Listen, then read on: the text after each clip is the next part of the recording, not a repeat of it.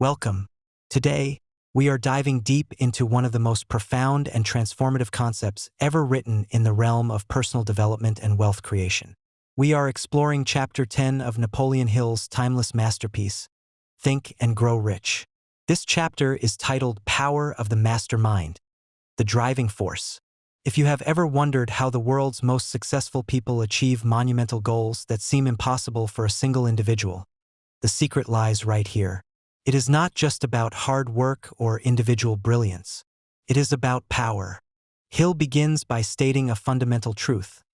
Plans are inert and useless without sufficient power to translate them into action. But what exactly is power? Hill defines it simply and brilliantly as organized and intelligently directed knowledge. Power is the driving force required to transmute your desires into their monetary equivalent. And just as importantly, power is necessary to retain money after it has been accumulated. But how do we acquire this power? If power is organized knowledge, we must look at the three major sources of knowledge. First, there is infinite intelligence, which we can contact through our creative imagination. Second, there is accumulated experience, the recorded knowledge of humanity found in libraries, schools, and universities. And third, there is experiment and research, the continuous gathering and organizing of new facts in science and everyday life. Now, here is the catch. If you depend solely on your own efforts to gather this knowledge and express it through definite plans, you will face immense difficulty. If your plans are comprehensive and your goals are massive, you cannot do it alone. You must induce others to cooperate with you. This brings us to the core of Chapter 10, the mastermind. Hill defines the mastermind as the coordination of knowledge and effort in a spirit of harmony between two or more people for the attainment of a definite purpose.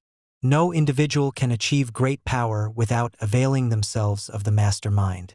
It is the cooperative alliance that has been the basis of nearly every great fortune in history.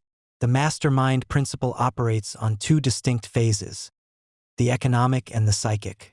The economic phase is obvious and practical.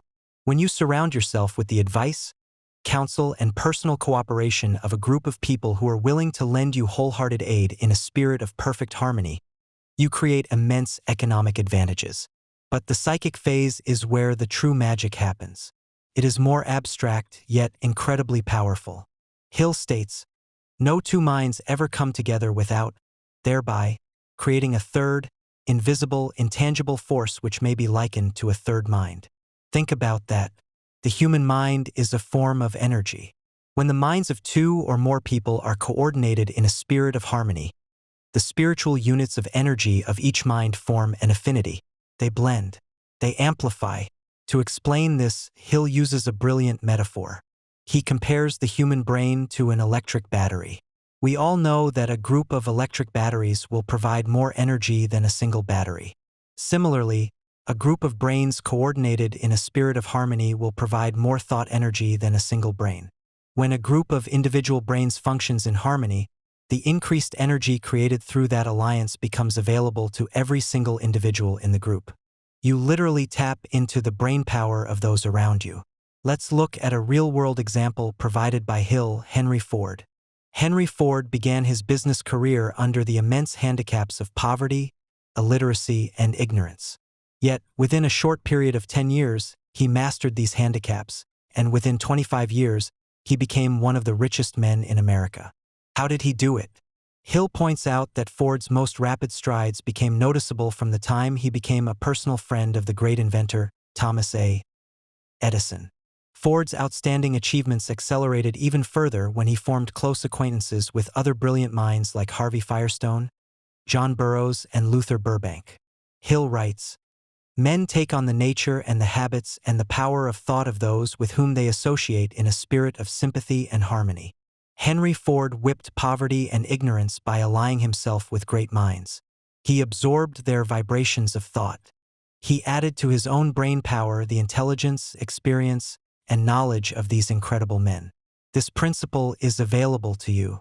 When two or more people coordinate in a spirit of harmony and work toward a definite objective, they place themselves in a position to absorb power directly from the great universal storehouse of infinite intelligence. This is the greatest of all sources of power. It is the source to which every genius and every great leader turns. So, as we conclude this exploration of Chapter 10, ask yourself, who is in your mastermind group? Are you surrounding yourself with individuals who elevate your thought energy?